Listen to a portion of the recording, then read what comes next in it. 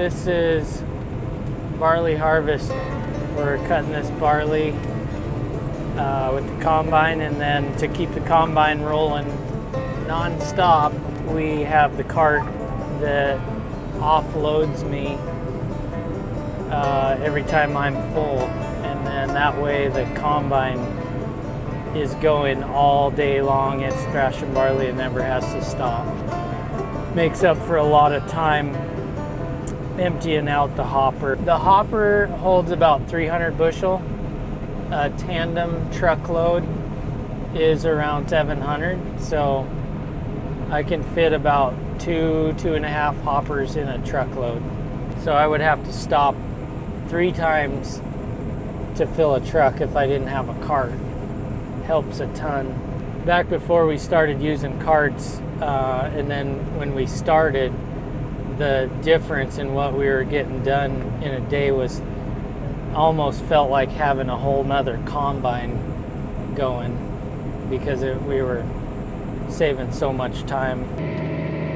Our operation, we grow, I'd say a little over a third of our acres are sugar beets, and then maybe another third is barley, and the other third is seed alfalfa and a little bit of corn silage and some grain corn and hay makes up the other third. We're saving all of our straw. We've got 650 acres of this barley. We're saving all the windrows. It'll make about a ton per acre, and it will be used for bedding for the corrals in the wintertime, and also we'll feed it, we'll mix it in. There's not a lot of nutritional value to the straw, but it's a good filler. When you mix it with something high in protein, it's a good combination of the two. So like a common mixture with straw would be like a distiller's grain or hay and silage. It's going to be a lot of baling for poor Dad. I don't know if he's real excited about it.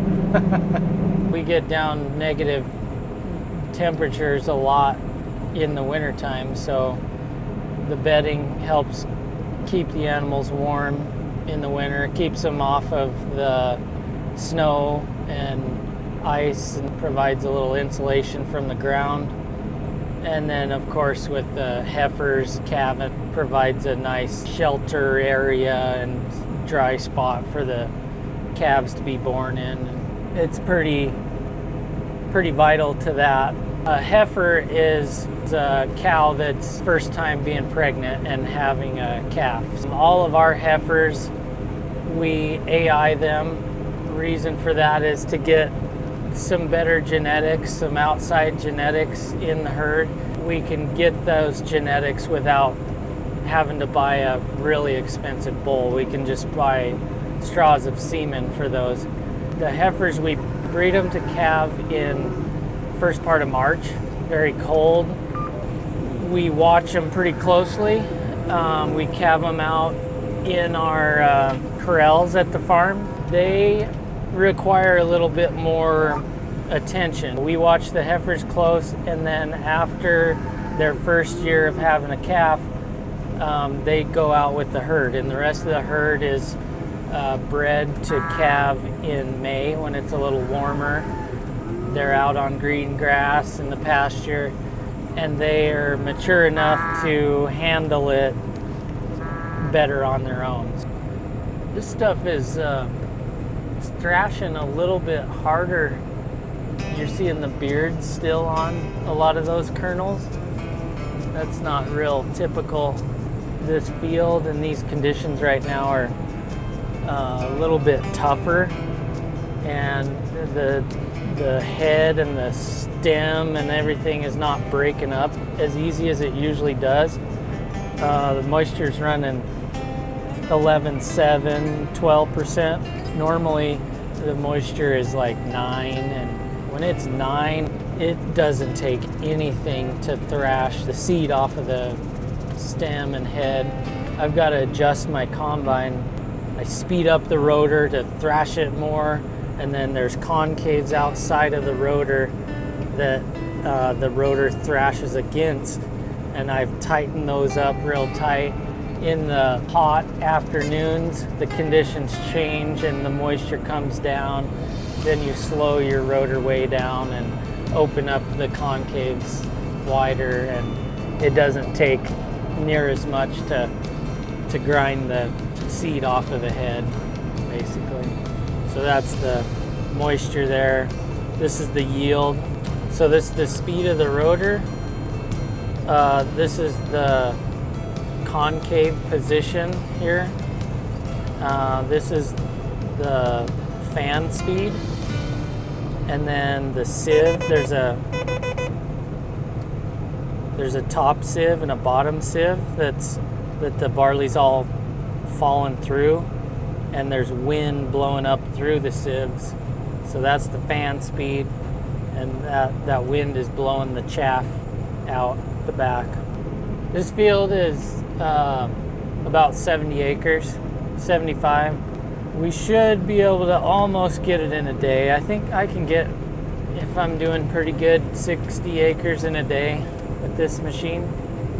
This is malt barley.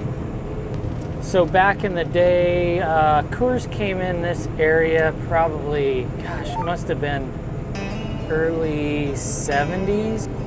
They had a specific variety that they wanted to use in their brew for a specific flavor. So they were willing to pay a premium for that, and they liked our area in the way that we grew it. We just came from some heavier soil, and we had to put a little more down pressure to get the seed that, 1.25 inches or so is what we're shooting for on the depth. So I'm gonna go check that out. It was a good quality.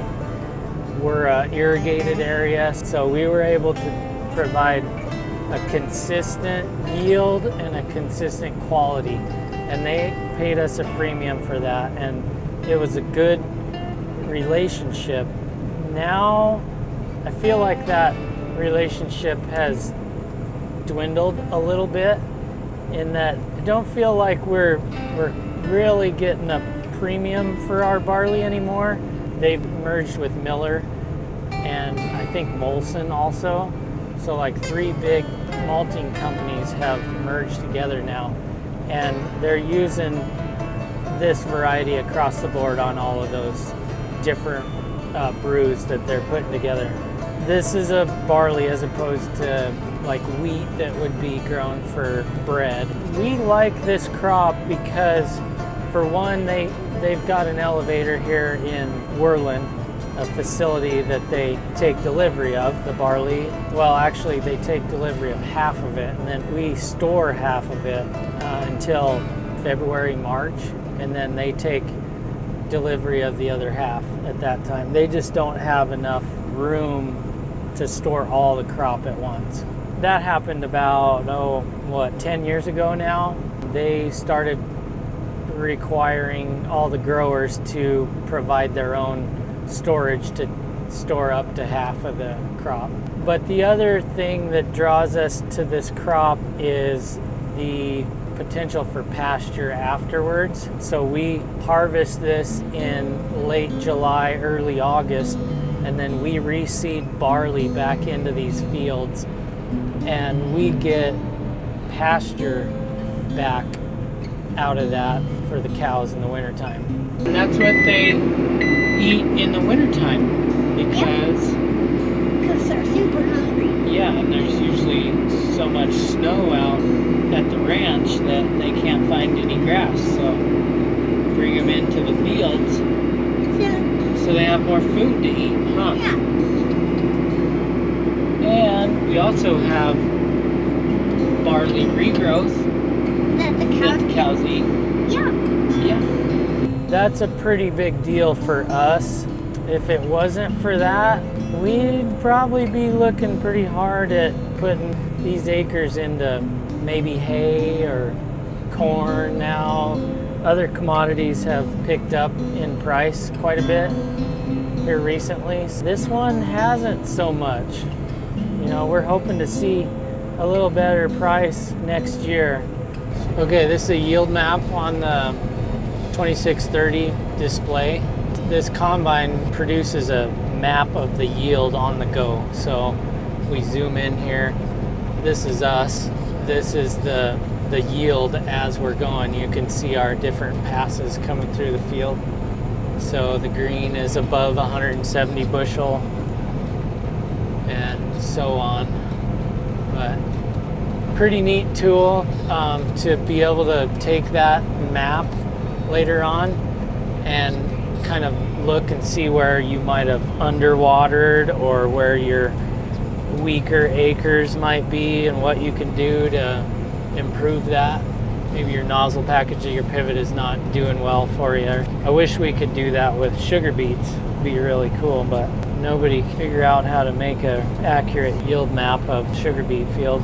I pretty much live on this combine during barley harvest. It's usually from 8 o'clock in the morning to 8 o'clock at night. On top of that, I need to watch over 28 pivots and make sure that they're all working properly. So technology has allowed me to be connected to those pivots and monitor when one is down or one's not doing what it's supposed to, and or start and stop it. The beauty of these pivots is the connectivity. They alert me every time they get stuck, so I know right where I need to go when we're shut down and have a minute to get away. So without this connectivity, I have to manually drive to every pivot, which with 28 pivots would take me all day every day to go just check them if there's anything that needs to be started, stopped, anything. You know, if you got to drive to the panel of every pivot, some of them are full circles, so you got to drive through the mud, cross all the pivot tracks, beat your truck up. Connectivity with FieldNet is extremely important to me. Big time saver there. I can do that all from the combine now, which is a huge deal for me. We're set up with RTK accuracy on our GPS. We're running 2400 monitor with a 3000 receiver. They call it sub-inch accuracy, which means that it has the repeatability from one pass to the next within an inch of each other. We're on circle track right here, so if you set a pivot point, we're just following GPS lines with this combine that are 30 feet apart all across the whole world. It's pretty cool. So this header is 30 foot wide, and every pass through the field we are taking a full 30 foot width of barley because of the GPS. It is accurate within an inch, and that's repeatable within an inch. If I were to be doing this by hand, I would give myself a foot cushion on the edge just for error, and so I'd only really be taking 29 feet. It's RTK, which references a point on Earth versus lower forms of signal, which SF1, SF2 references satellites, and they give satellite drift, but RTK does not. So I can make a pass, and 6 months later I can come back and it'll drive in that exact spot in the field. With sugar beets, we strip till and then we follow with the planter. So we strip till in the spring, and then we come back with the planter and drive in that exact spot and plant that beet in that little 4-inch zone. At harvest time, we come back in that exact row with the GPS and we dig that exact spot in the field. Sometimes we strip till into a cornfield, so we shift the line over. We're on 22-inch rows. We shift the line 11 inches one way, and then we come through there and strip till and plant 11 inches shifted over. So we're not planting right on top of the corn stalk. We're planting exactly in between the two corn rows and plant the beets through there. Pretty cool what we can do with GPS. And you can text and drive, so that's beneficial. Have a hand free to answer the phone. So this is a draper head. I just got this head this year used. My old one was an auger head. It had an auger that gathered the barley to the middle rather than the draper belt. This head its job is to cut the barley off at the bottom, gather it to the middle, and feed it into the center, into the combine. And then the feeder house of the combine takes it in and runs it through the process of thrashing the kernels off of the head. The draper is supposed to be a little bit better head because it does a better job feeding it evenly into the combine. Whereas the auger head, call it a rigid head, it can tend to bring it in clumps and a little bit uneven. And it turned out real good. This is good barley. I think it's going to average 150, 160 bushel an acre. In a year like this, that's a pretty good crop. This year it got hot and dry early on, and that kind of stresses the barley, and you've got to really be on top of the water, keep things wet enough. So the more water you can pour to it early on, the better, and just keep up with it. I would say we're probably 80 to 90% pivot irrigated now. We've spent a lot of time in the last 10 years putting up sprinklers in every little nook and cranny we can put one feasibly. We've done it. We've put in 2 pivots a year on average for about the last 10 years. So we've put in 20 sprinkler pivots in 10 years. There's been some government assistance programs that help, and there's no way we could have done that without the assistance. And the pivots are so much more efficient on water, manpower, production. We see a production increase with sprinkler irrigation versus flood irrigation. Everything in our area is irrigated. We get like 7 inches of annual rainfall. Our old method of irrigation before pivots was flood irrigation. With flood irrigation, you use gravity to run the water down a row. You put on probably about 3 inches of water per irrigation. A lot of times in heavier, flatter ground, it's just too much water to put on all at once, especially when the barley is young. It does not handle 3 inches of water very well early in the stage. We right away started seeing 30, 40 bushel an acre yield increases when we went to pivot irrigation. And it's taken a lot of years to really dial in how to irrigate with a pivot and how much to put on, and through the years we've almost doubled our yields with pivot irrigation as opposed to the flood. Other crops are a lot the same way. You have to be really careful not to put on too much water in those early stages of the crop. That's where the pivots have really shined for us. That's Dan and Sarah. We've got a fill-in driver, Dan Miller, this morning. Sarah's teaching him how to run the cart. Needed a cart driver. Dr. Dan Miller to the rescue. Johnny says you have to talk. I'm in a witness protection program. Dan wants to run the combine. I don't know if Dad would want Dan to run the combine. I think he better learn to run the cart first. Dan, are you going to drive beat truck too? Probably just run the digger, huh? He wants to run the combine first, and then he'll decide if he wants to run the digger. I'm waiting for you to come finish unloading. Oh, told you, Sarah. Find your line. When he puts the auger out, it means he's ready for the cart. Auto steer on. Thank goodness for auto steer. That's too close for comfort. Are you driving or is the computer driving? Computer's driving. How come you haven't put it on track yet? It's very complicated, Sarah. How come you're not steering, Dan? John Deere steering. John Deere in heaven. From heaven is John Deere is steering. What are those pedals for down on the ground? To look at, you're not supposed to touch them, John. Don't touch the pedals. Use the joystick. That little yellow globe at the top of the combine there's one of those on the top of this tractor as well. That's what's getting GPS signal. And that is what's driving the tractor. It's good driving, Dan Miller.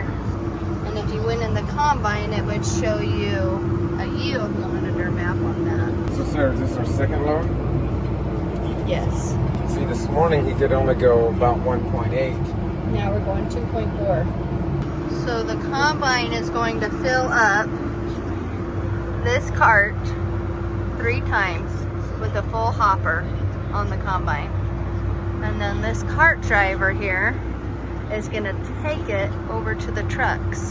So the combine does not have to stop, saving that master farmer time and money. Dan Miller, why are you driving the cart today? This is what you do for fun in your free time? Because I flunked chemistry. Do you know how he got in this career? I keep asking, no one tells me. Okay, I'm going to tell you, and this is the truth. Johnny, you don't put that stick down, it's going to be in your bad place. Taylor. Get closer, smack him. Chemistry, high school, Mr. Hannity, you had him too. Oh, yes. Okay. My children did. Yeah. Little Johnny was getting an F- or so bad. In chemistry. And Mr. Hannity worked in, he just wasn't going to go anywhere very fast.